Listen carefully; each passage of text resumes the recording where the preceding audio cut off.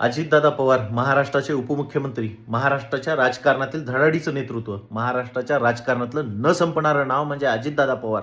परंतु अख्ख्या महाराष्ट्राला हादरवेल अशी घटना सकाळी सकाळी आपल्या समोर येते. जी बातमी आपण बघितली त्याच्यामध्ये असं दाखवण्यात आलेलं आहे की बारामतीमध्ये विमान लँड होत असताना एक दुर्घटना झाली आणि त्याच्यामध्ये अजितदादांसह 5 जणांचा मृत्यू झालेला आहे. परंतु मला सांगायचं आहे की ही घटना साधी नाहीये. महाराष्ट्राचे उपमुख्यमंत्री त्यांचं विमान उडायच्या अगोदर किती चेक झाले पाहिजे हेही आपल्या समोर आलं पाहिजे.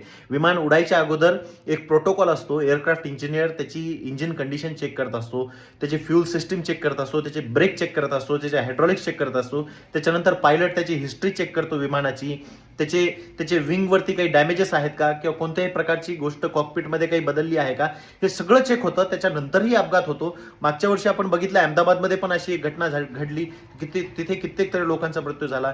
रिसेंटली आपण बघितलं दुबई एअर शो मध्ये एक अपघात झाला. परंतु हे एअर ऍक्सिडेंट कसे होत आहेत तुम्हाला सांगतो. आपल्या देशामध्ये एक संस्था आहे एअरक्राफ्ट ऍक्सिडेंट इन्व्हेस्टिगेशन ब्युरो नावाची, ती या चौकशा करत असते. परंतु मला एक गोष्ट रेज करायची, ही जी घटना आहे महाराष्ट्रासाठी खूप दुर्दैवी आहे. तर या घटनेची प्रत्येक मार्गाने चौकशी झाली पाहिजे. छोट्या ना छोट्या गोष्टीची चौकशी झाली पाहिजे की हा ऍक्सिडेंट आहे की याच्या मागे कोणती कारणे आहेत किंवा कोणती कॉन्ट्रोवर्सी असू शकते. कारण ही घटना महाराष्ट्रासाठी सोपी नाही आहे.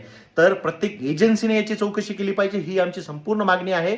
आणि दादा गेलेत, खरंच मनाला दुःख होतं, त्यासाठी त्यांना भावपूर्ण श्रद्धांजली. मी काम करून दाखवलं. मी कामाचा माणूस आहे.